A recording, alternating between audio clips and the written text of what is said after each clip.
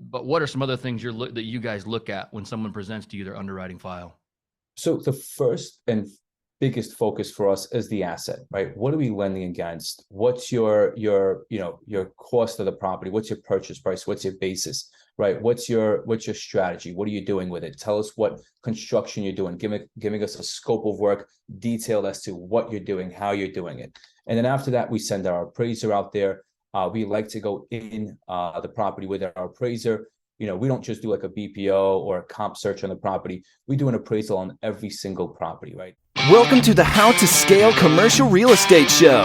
Whether you are an active or passive investor, we'll teach you how to scale your real estate investing business into something big. Ruben Izgelov has over a decade in the real estate industry, acquiring, flipping, developing, and financing over $500 million in real estate. Ruben, welcome to the show. Thank you so much. It's a pleasure to be here. Absolutely, Ruben. There are 3 questions I ask every guest who comes on the show in 90 seconds or less. Can you tell me, where did you start? Where are you now? And how did you get there? I hope I can do it within 90 seconds, but came to the US in the 90s, 6 years old, went straight into the public education system, ultimately dropped out of high school, surprisingly, started buying real estate, flipping real estate, developing real estate, and then ultimately decided to go back to school, got my undergrad. Well, first got my GED, then got my undergrad, and I went to law school, graduated top of my class in both undergrad and in law school. And shortly after law school, wanted to find a cheaper source of capital and liquidity for the deals that we were buying and developing. And we decided to go to a private lenders event in Arizona. We walked in as private investors. We walked out as private lenders. Never looked back since. That is 90 seconds or less. Wow. That's wild. I'm really curious in your story, high school dropout to top of the class. What shifted for you? I think it was just the mindset. I think coming into, and it was just also the friends that you had, the influences that you had around you.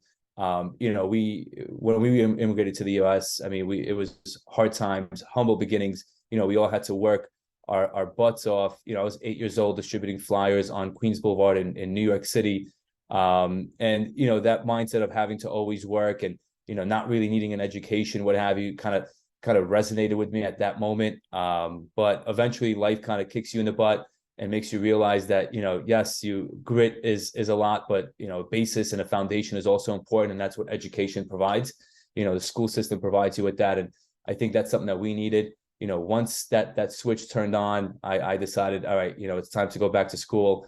But I was always the kind of guy that if I did something, I did it all the way. So I knew that if I was going to go back to school, I had to be either a lawyer or a doctor. There's no in between. I actually saw my cousin. She was in pharmacy school, and I said, this is before I decided to be an attorney. I said, let me just see your notes from class. I just want to see what you guys are studying. And I looked at her notes, I glanced at it, and I couldn't pronounce 99% of the words that were on her notebook, right? And I was just like, all right, I'm not a doctor. If I can't pronounce these words or spell these words, I'm a lawyer. And that was my way of deciding that I'm going to be an attorney. So never, super happy that I did it. Although I don't practice today, Sam, I would have done it all over again because law school really shapes your brain and your way of thinking that really helps you in any business that you go to. Yeah, absolutely. And that was my question is, did you use your law degree ever, or was that just a stepping stone to your next, I guess, next career or a real estate? Yeah, I got to say, I use my law degree almost every single day, whether it's in business or my personal life. I use it every single day. Like I said, it shapes you to think, and rationalize through problems, through issues, kind of think a few steps ahead. As an attorney, you always see the downside before you see the upside, right, which is good as a businessman, right? As a business person, to be able to see the downside and kind of protect that downside, especially when you're managing other people's money. So that's super important. I did work as an attorney for maybe about 2 weeks or so. I worked with a friend of mine who was a real estate attorney. He was analyzing contracts. That's what he had me do. And I was just sitting there, and it was just such dry work. I mean, I just had to go page by page, line by line, marking things up, and I was just like, all right, I can't do this. I got to be out there, schmoozing, socializing with people, gave in my notice and walked out, never looked back since. Right. No, I completely understand that. Yeah. When you have the grit kind of built in from birth, that's not something You can't put somebody like you in a room and say, sit here and analyze documents all day. Like, Oh yeah. it just doesn't work. Yeah. So you walked out of the convention there in Arizona. You went in to find money and you walked out and said, I'm going to lend money instead. Whose money did you start lending? So we started lending with our personal capital, family capital, friends. And then eventually we were able to develop some strategical relationship with some private equity firms that, helped us throughout the way.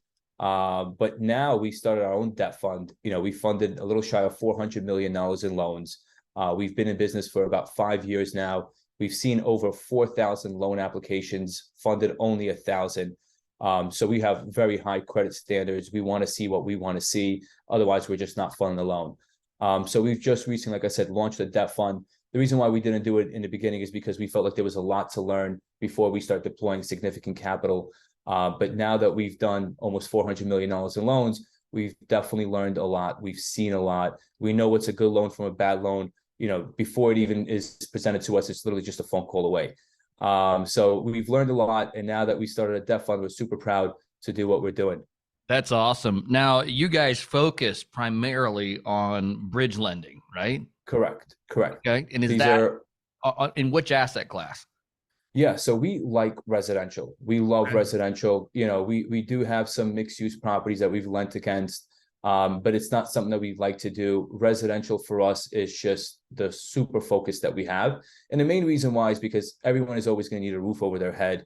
In addition to that, there's just a huge deficit with the supply of homes. So we just feel like that asset class is just always going to be resilient. It's always going to be in high demand. We don't like to lend against retail or office space or industrial. We just don't know much about it, or we're just not really confident in it as much as we are with residential.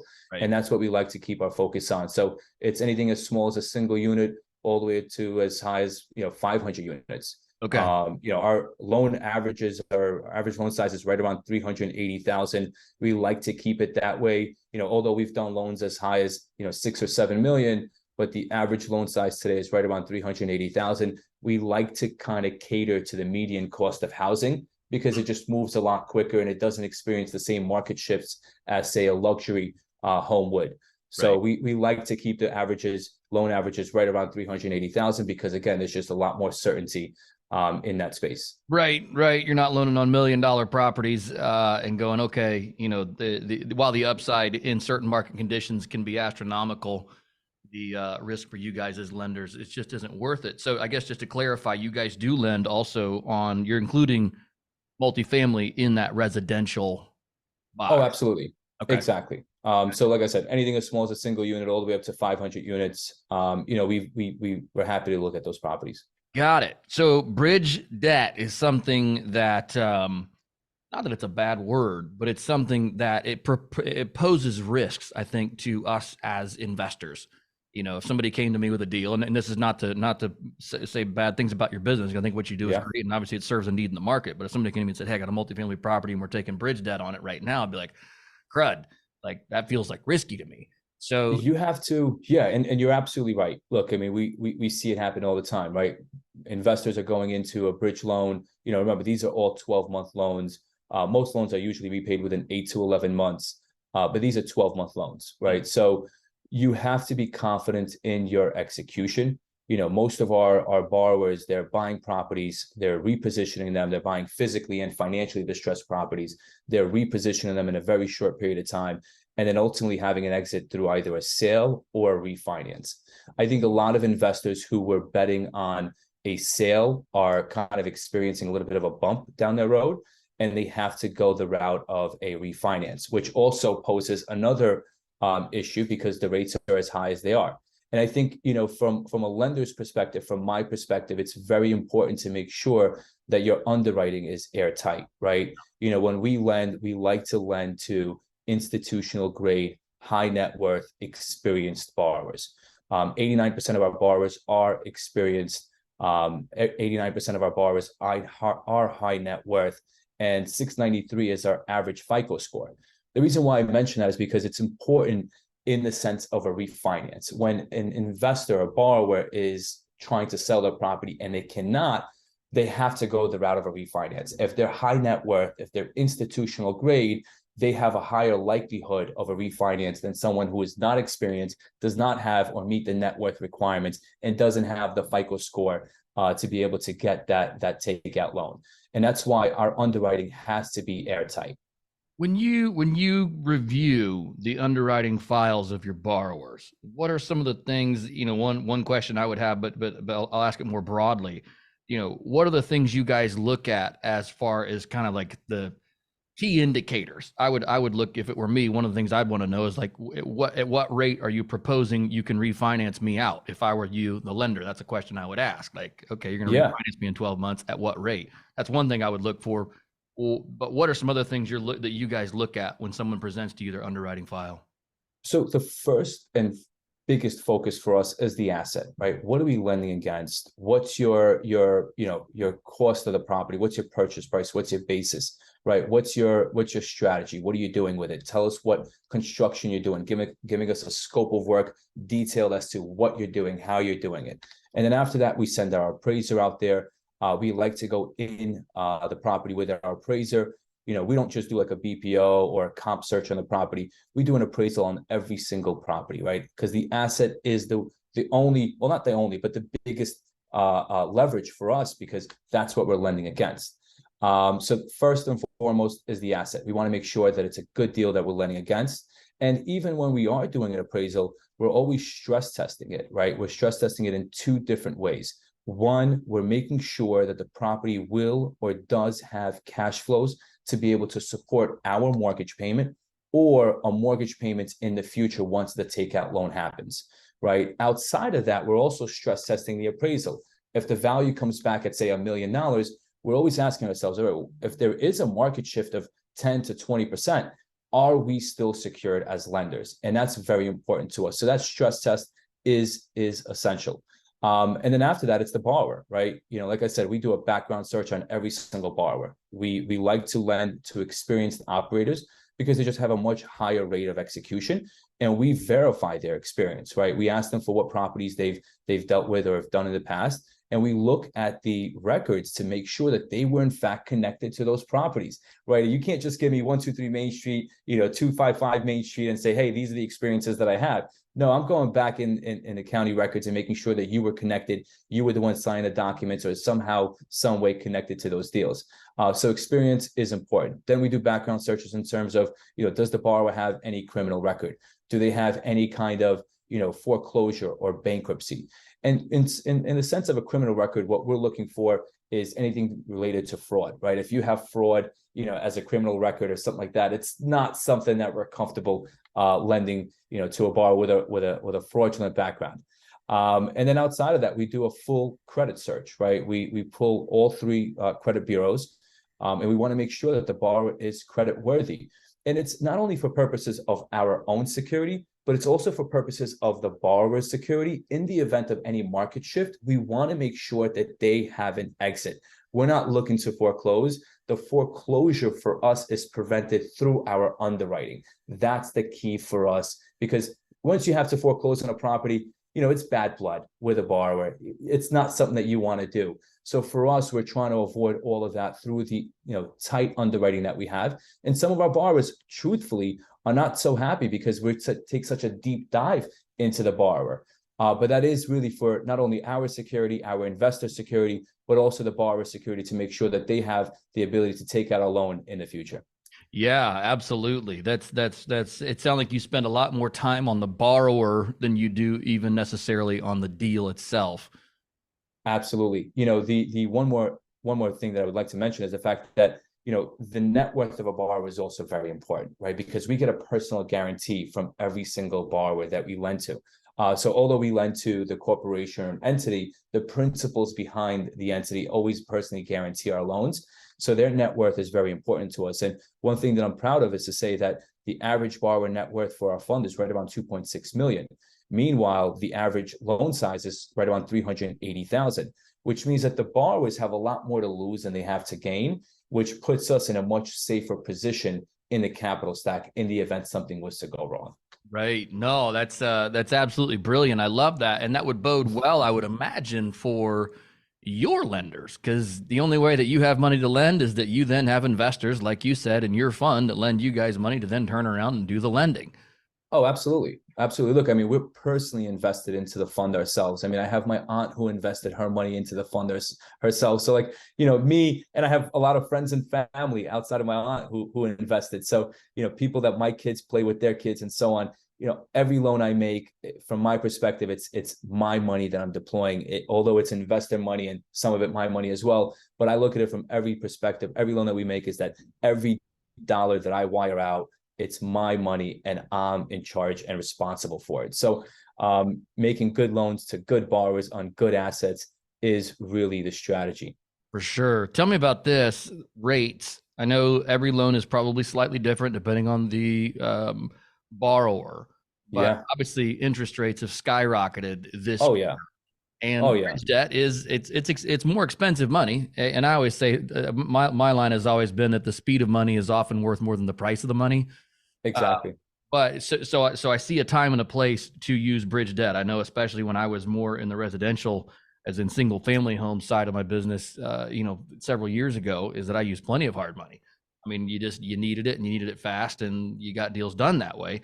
But, rates are something that people are consistently, it's something on the top of everybody's mind right now. Where have rates been? Where are they going? And like, what's a standard What's a standard expectation if somebody came to you and said, "Hey, Ruben, I have, a 20-unit property and I need 12 months, and I'm a great borrower." Like, what do they expect? Yeah. So I'll tell you, probably January, February of this year, our rates were low 8s, to low 9s, right? Anywhere between 8 to 9%. Today, our rates are ranging anywhere between 11.5 to 12%. Right. So there's obviously a huge uptick. Many of our borrowers in the beginning, I would say about 4 months ago, they were shocked as to the rate of the rate increases, right? Why are the rates increasing so fast and so high? And now I think they're coming to the realization that it's outside of our control, right? Although we're lenders, we have a credit facility that we put our loans on, or we sometimes sell our loans in the secondary market. So, because we're putting our loans on a credit line or because we're selling our loans, our cost of capital has gone up as well. So as a result, our rates have to go up with it. But to your point, to your question, look, today the rates are anywhere between 11.5 to 12%. And where do I see it going? Truth be told, I do see it going up a little bit more. The conversations that I have with some of the private equity firms that we work with as far as who we sell our loans to, they expect future rate hikes. And, look, I completely understand it. When I was in the, private investing side, believe it or not, I used to pay 14%. I used to pay, anywhere between 2.5 to 4 points. Yep. So although the rates today are high, historically, they're not that bad, right? True. If you look like in 2004, rates for a consumer on an owner-occupied property were in the double digits, so historically the rates are not that bad, although, depending on how far in history you go, but although today they are high, compared to what it was a year ago. Yeah. As far as, the point that you made, timing, look, you're absolutely right. One of the key factors in financing getting financing from a private lender is timing, right? We can close loans as quick as 3 business days, right? And back to your point, as far as us taking a deep dive into the borrower and having to do an appraisal, although it sounds like a lot, operationally, we are so systemized and programmatic that we move this thing so quickly that we can fund loans as quick as, like I said, 3 days. And if it's a returning borrower, I fund loans as quick as 24 to 36 hours. So although there's a deep dive, if the borrower is experienced, which 89% of our borrowers are, and they know what they're doing and they're a returning borrower, we can close deals as quick as 24 to 36 hours or within 3 business days. Right. No, that's really cool. I love that. Yeah, it's funny you mentioned the 14%. I was talking to a lender here that I used to use quite a bit in years past, and we're still good friends, and we were just shooting the breeze, and we were talking recently. He said, "Man," he goes, "rates here locally in Memphis on hard money are now back at 4 and 14." So, oh my God. Yeah, 4 points up front and 14%. He goes, "Dude, it's just where we are." And he's not there. He said, there's other people in the space doing that, and it's just I see it going there. You know, Yeah. I speak to a lot of friends, and when I say friends, I mean my competitors. Some of them are already funding loans above 12%, and Right. some of them are funding loans above, 4 points. To your point, and look, for us, we have a lot of returning business, right? And 63% of our loans today are with borrowers who have borrowed from us in the past or currently have a loan with us. Right. So for us, it's just a matter of being able to keep that relationship going with our borrowers, because it just brings us further security in the loans that we make when we already have a history with the borrower, or we have an existing loan with the borrower that we're able to cross collateralize. Absolutely. Yeah. I mean, that's the amount of work to bring to onboard a new investor that you don't know that well, or new borrower that you don't know that well, versus repeat business, man. That makes a lot of sense to me. I've got a couple more questions here for you. Let's talk a little bit about the fund side of things. Let's say I came to you and I said, Ruben, I don't know what your minimums are in your fund. Is there actually, let me ask you this question. Can we even talk about this on the air? Is this something? Yeah. Yeah, Okay, yeah, absolutely. cool. Absolutely. I didn't know if there were regulations around like, hey, you can't talk about investment minimums. What's a minimum investment? And then Yep. what is the return to your how do you even say that? Your investor? Investor. Yeah. A lot of different investors in So the conversation.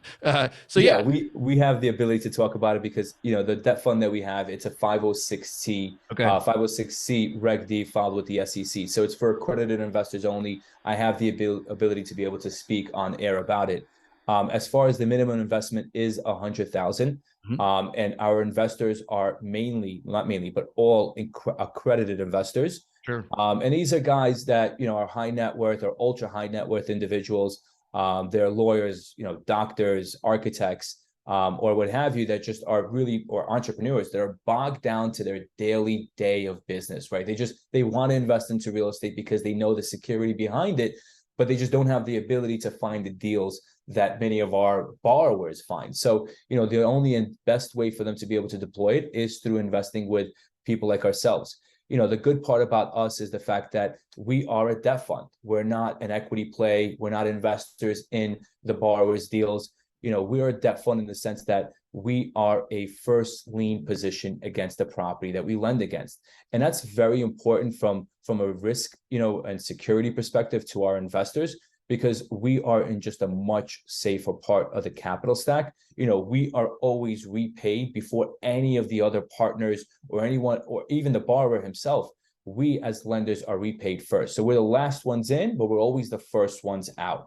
And that right now, for many of our investors in the market like this, with so much uncertainty, investing into a debt fund brings them the certainty that they very much need.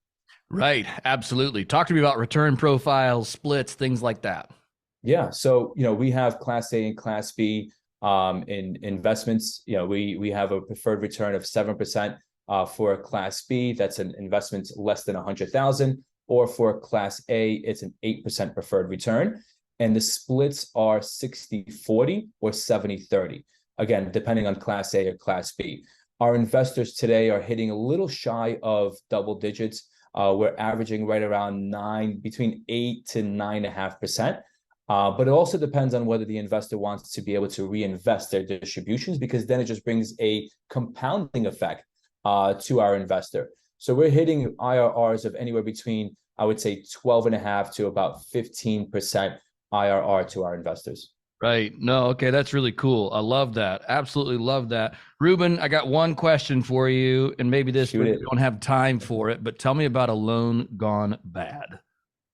Oh man, so a loan gone bad. And this is one of the reasons why we made sure that we do a bunch of loans, with private equity strategical partnerships before we actually start deploying capital, right? And some of the loans that went bad. Well, one loan that went bad is a loan that we lent to a borrower where the construction took a lot longer than expected.